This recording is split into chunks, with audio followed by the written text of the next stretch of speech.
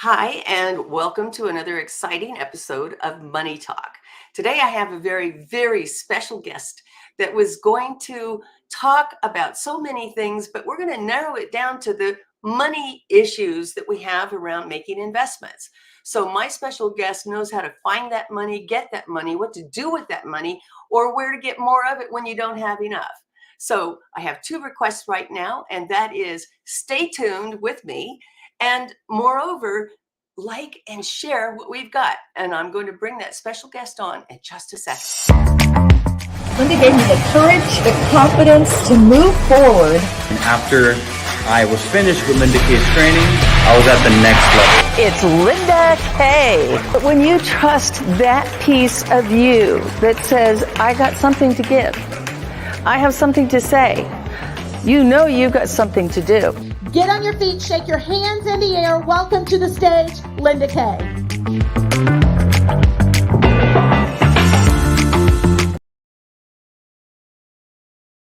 I did promise you that I have a very special guest, and today my special guest is no other than Elsa Nguyen. So welcome to the show, Elsa. Hello, good morning, Linda. Thank you so much for having me on your show today. Such an honor to be here. My pleasure, my pleasure. It's a pleasure is all mine. Elsa, tell me a little bit about investNOW Capital Group. What do you guys do? So basically, we are real estate investors. We buy real estate related properties, anything from, we do land development, we do multifamily development, we buy commercial properties, usually those that have some components of value add. What that is that we buy something, let's say a C-class building, and we add some amenities to it, we beautify it, and then we turn it around and we sell it for profit. Now, you just gave a whole bunch of terms that maybe some of our audience might not be as familiar with. Mm-hmm. I love the fact that you called it a C property. So what's the difference between an A, B, or a C property? Very, very good question, Linda. So usually we have different category for, and there's a D properties as well, and sometimes maybe even be F, unlivable. A property, I would say something brand new construction, something just built within the last couple, 2-3 years. That would be an A property because everything is brand new. A B property, I would say maybe 10 years or a little bit older, maybe between the age of 10 to 15 years of age, or maybe even 7, depend on how the building was kept. That would be a B property. C is anything 15 years, 20 years or older, up to maybe 50 years. And now, go ahead. Now, let me ask you a question. Could a property that's more than 10 years old, but in an incredibly great location, still be considered an A, even though it's older? It depends on how they maintain the property, Linda. So if the owner has taken good care of the property, and if they use, let's say the landscape is well maintained, I would say a property for given at the age of 10 years old, it could still be qualified as an A property if it's well taken care of. Okay, that's fair enough.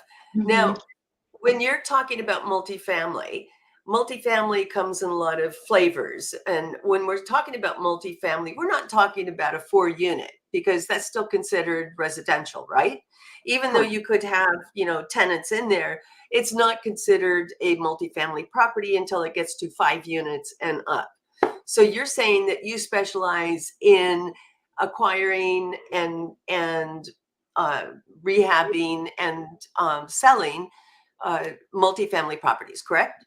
That's right. That's correct. Yes. So more than 5 units, under 4 or below would consider residential still. And our company only focus on 5 units or more, specifically between 75 to 200 doors. We call them doors in multifamily are our sweet spot. So we've been focusing a lot on that, even though I live here in California and real estate here are so expensive. So I do buy. Oh, yes, it is. Yeah.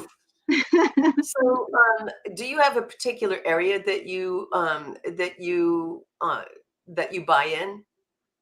Not necessarily. So I chase, well, I'll take that back. In California, not really, because I live here.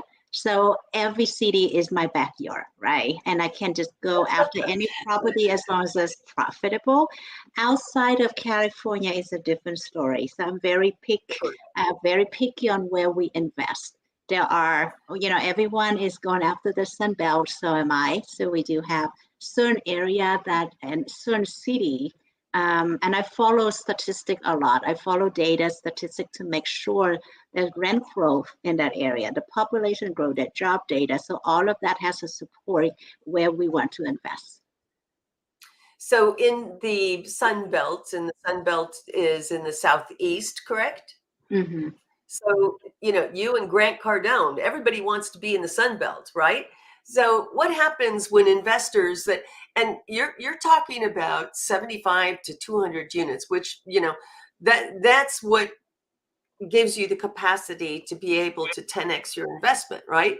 So you're not going and building it from ground up. You're not taking a property and only buying what you can afford to put into by yourself. You're cobbling money together with your investors, correct?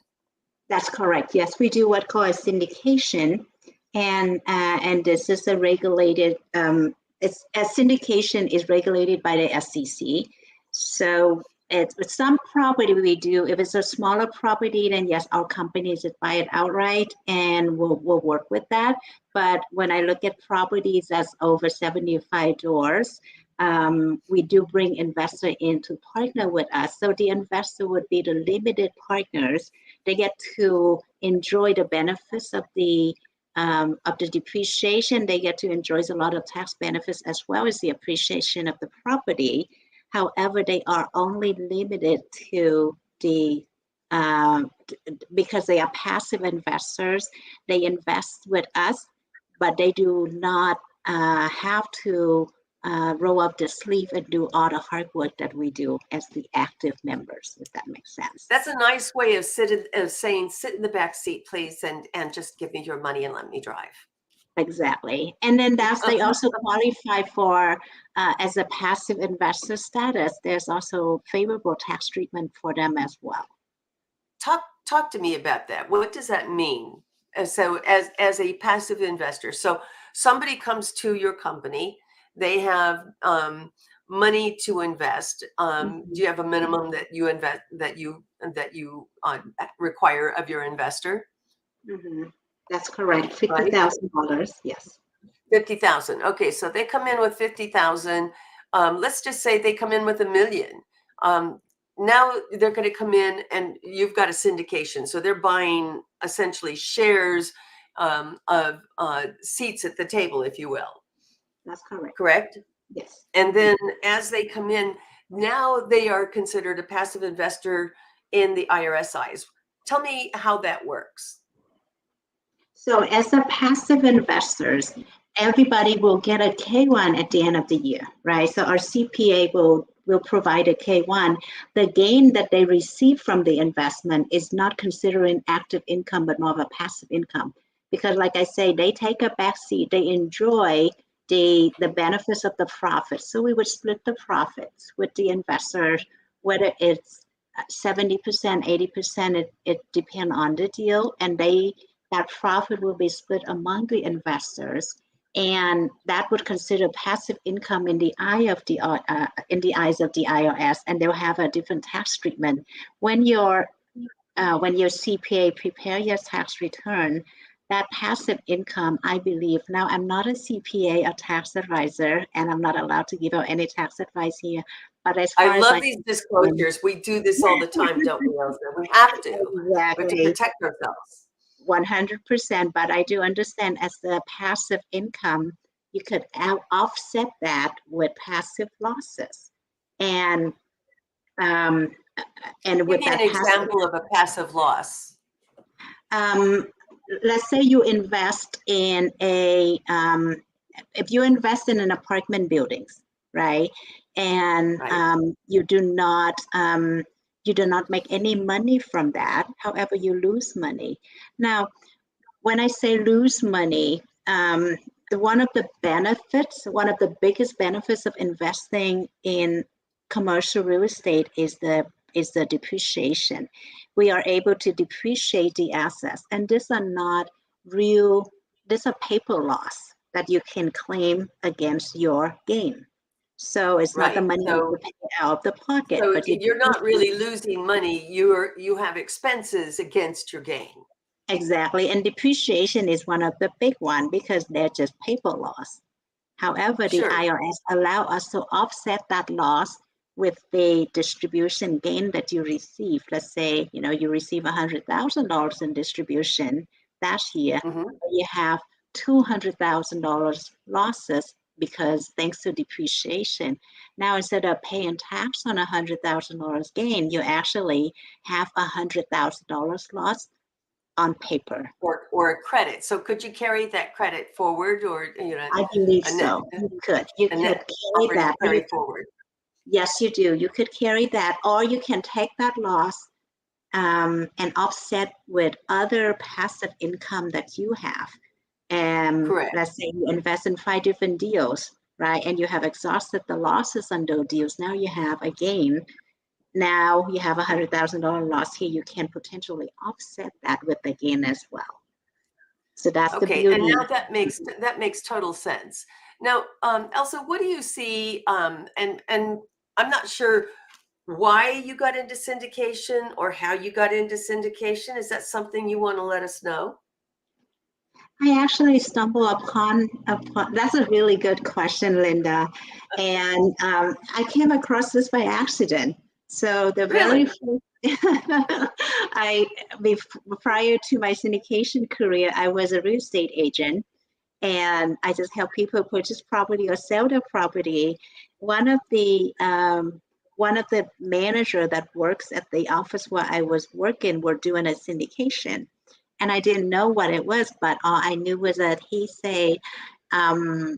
is pulling money together from different investors to go out and purchase this piece of land, and then the land he will get it entitled approved to build a 200 rooms hotels. The Oh my return, goodness. right? So he needs like $2 million. However, I can come in as little as $100,000, and the return, we're looking at the projected return anything between 20 to 30%. And to me, that was mind blowing. Where can I find such a return, right? Yeah, you can't get that in stocks. You can't get that in bonds. You can't get that with keeping the money in a coffee can in the ground in the backyard. The Exactly. only way you can get this kind of return is in, I don't know, some people will think, oh, you could do this in crypto, but what goes up comes down very rapidly and goes away. Mhm. But in real Correct. estate, which is not liquid, you've got, just as you said, you've got you have the depreciation, you have the appreciation, you have the cash flow, and then you also have the equity in it because you're Mhm. not only coming in with your down payment, but as you make payments on that asset, you're also reducing the debt. So and so you've got literally three ways that you're making money passively on this property before you're even making money with the rental income that you're getting off that asset. Is that right?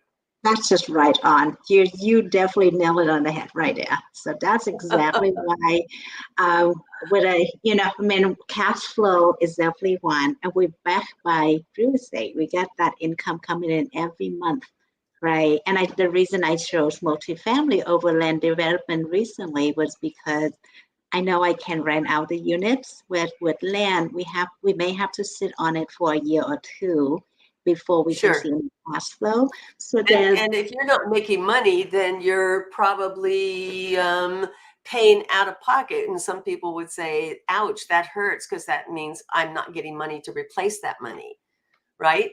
So, is your focus more on the asset that has already been developed, and now you're going to come in and look to improve it, or to improve the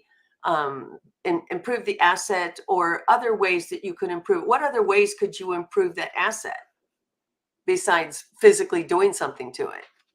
That's a very, very good question. A lot of properties that we look at, the owner hasn't bother to increase the rent at all because they, for whatever reason, a lot of mom This and pops, just blows they my have mind, Elsa. Why don't they increase the rent? Do they just get increased the comfortable rent. thinking, And yeah, there are properties that I've purchased that I haven't increased the rents for years for whatever reason, right? They just didn't want to deal with that. So those are sweet spot that I could just come in, increase the rent without even doing anything. And it's then we like talk, magic money, right? So let's do a numbers exercise because I love to talk about money. Let's just say you've got 125 units and mm-hmm, nobody's had their rent increased over the last 5 years. mm-hmm, You know, and of course, you look around and you compare the rents on comparable properties, right? mm-hmm, So you go and mm-hmm. you look and say, what would a one bedroom over here rent for? What would a two bedroom rent for?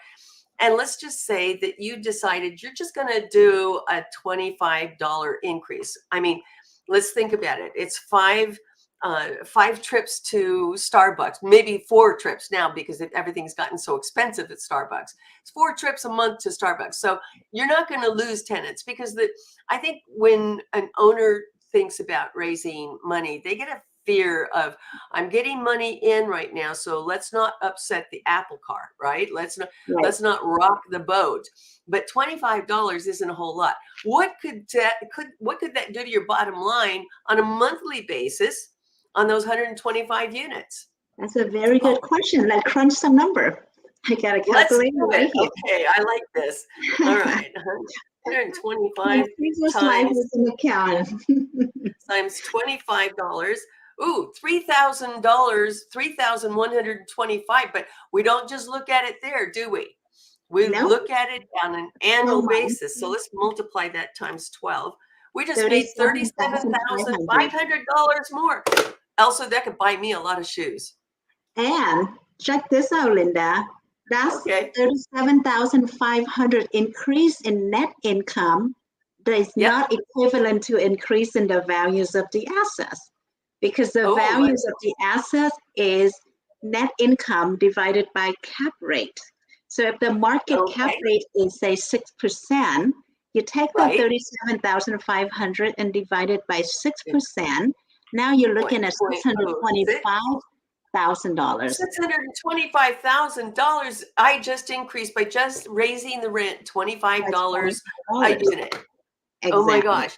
Given And that, that portion of that will go to operating expenses. So let's say that 625, we could benefit $400,000 from it. That's a very small increase in the price and the rent to yield such a major increase in the price of the property. that's absolutely huge. Now, Elsa, what kind of big mistakes do you see typical investors making besides not raising the rent? If they don't keep up with the maintenance of the property, that's a lot of Oh, the reason they don't increase the rent because they don't take care of their tenants. So when they don't, you have a property that not well cared for. One of the questions you asked me in the beginning is that can a 10 years old property consider classify as class A? And my answer is yes, very possible if you maintain and keep up with the property and take care of it.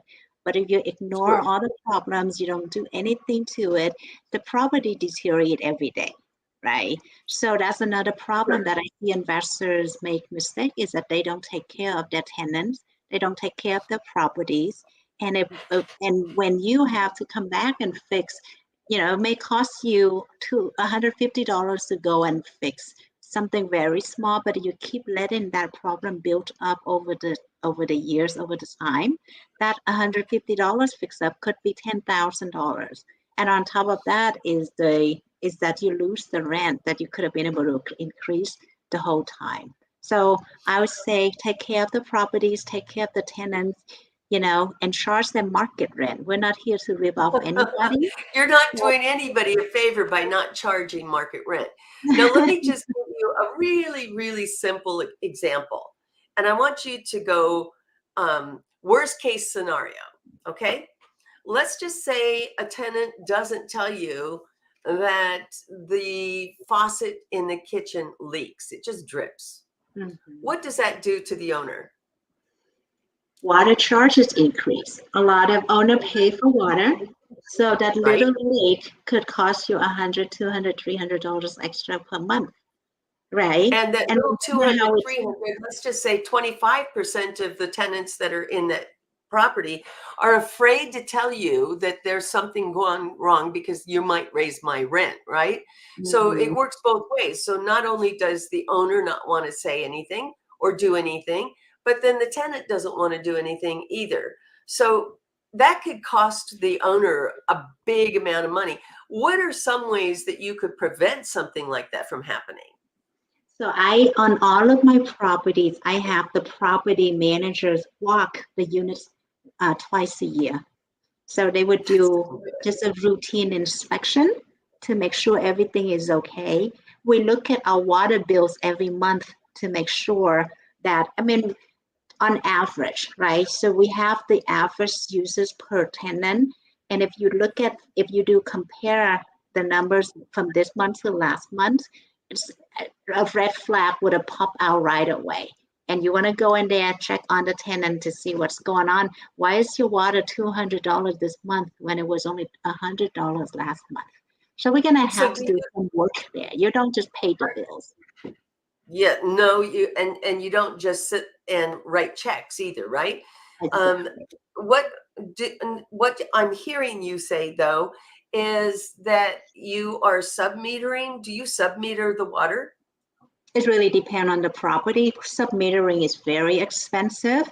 So if we were to purchase a property that does not have submeter, most likely we just keep it that way. And then over the time, we're starting to build in a system called RUBS. So we bill it back to the tenant, let's say $45 for water charges per month.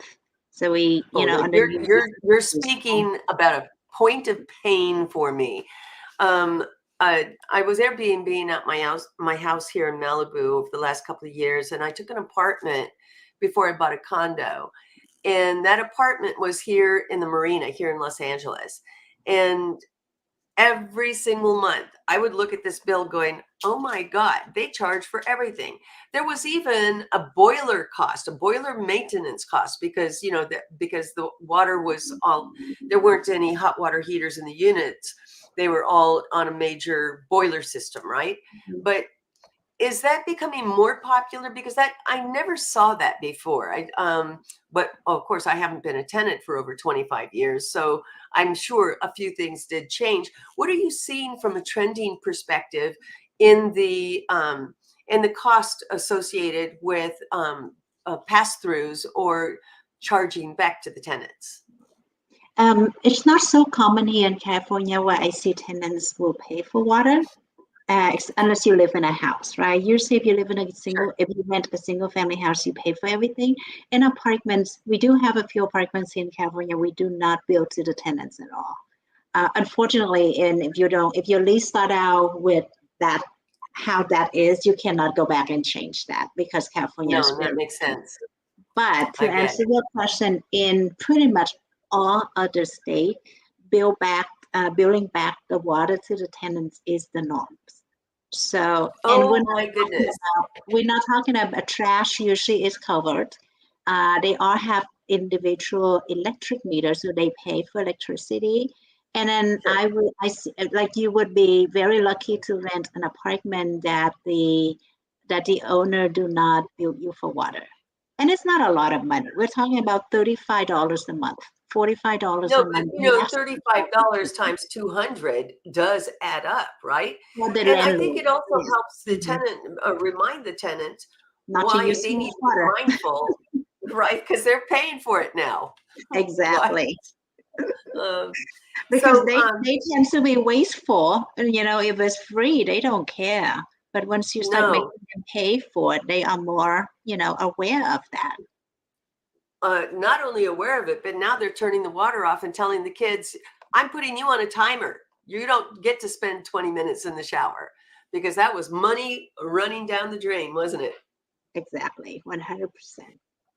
So, 100%. Elsa, you've written 21 reasons multifamily real estate is recession proof. Can you talk about one of those? We already talked about one of those, which was Mhm. depreciation, right? But you chose to take in multifamily because, and that over any other property investment type, like retail or industrial.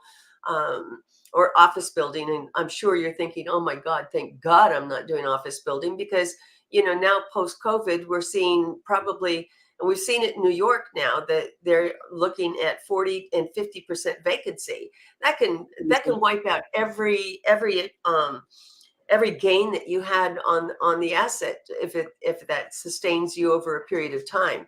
Give me some other reasons why real estate, multifamily real estate is recession proof.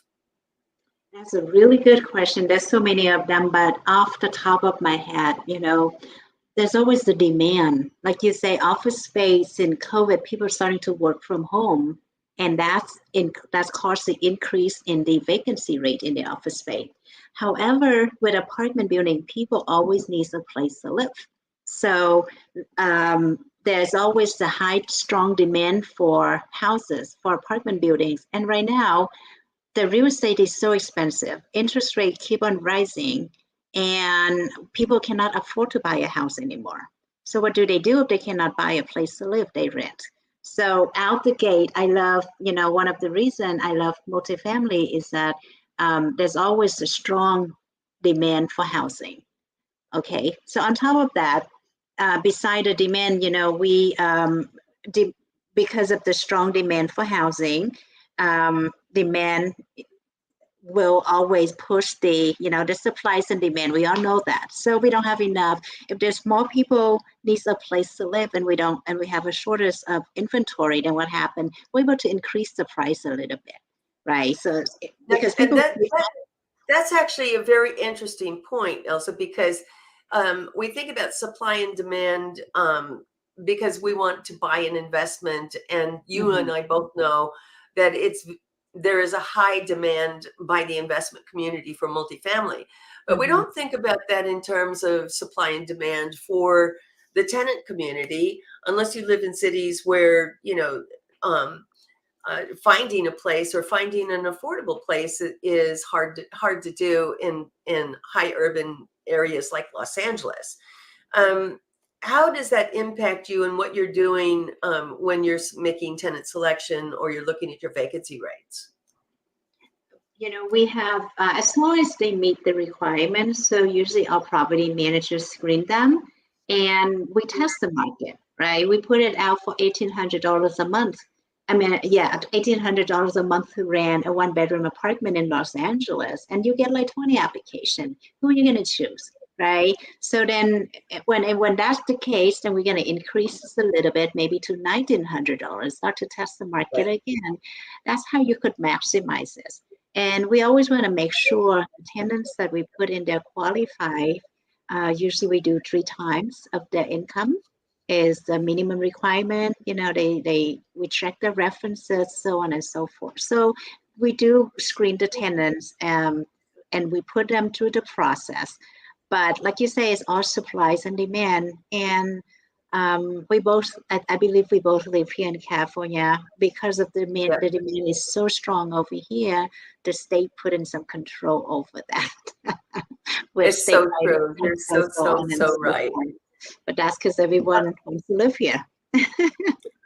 and they come back. So they leave here, but the great giveaway in California, we give away so much for healthcare and for so many things that it's such an I like to think of California as an attractive nuisance. So not only does it have great environment for living conditions and sun, but it also has a lot of things here that people want to come and get from services. They've lived in, I could think of a few people that I actually know that moved off to Texas. They got sick, and where did they come back to? Came back to California because they could get, health services for free. So, we do people over here. That's really nice. So true. How do people find you, Elsa? How do they get a hold of you? Um, and how do they find what your next project is and if they could invest in it? Thank you so much, Linda, for asking that question. So I'm on online, so you can find me the same way Linda and I met, investnowcapital.com. That is my company. There is our information, our email address on it, so you can definitely just check us out there. You can also download the free ebook, 21 Reasons Why Multifamily is Recession-Proof. We discussed some of that in here. And go online, download it. It's yours for free as a gift. I'm on LinkedIn. I'm on Facebook. So just Google Elsa Nguyen multifamily. You will find me. That's awesome. Thank you so much, Elsa. I just absolutely love it when smart women talk about smart money. And this, you didn't disappoint, Elsa. I just love having you as my guest. Thank you so much for joining me today. The pleasure is mine, Linda. It's so fun to be on your show today. Thank you so much. My pleasure. Thank you. And that wraps us up. I just really wanted to encourage you to share this and like it, and tell everybody about it. And I'll tell you, if you've got an interesting topic that you want to talk about, reach out to me, DM me, send me, go out to lindakay360.com, any of these places, because I would love to know more about what you're doing and what your favorite topics are about money. Join me next week. Thank you. Do you like to talk about money? If you do and you'd like to be a guest, contact me at lindakay360.com.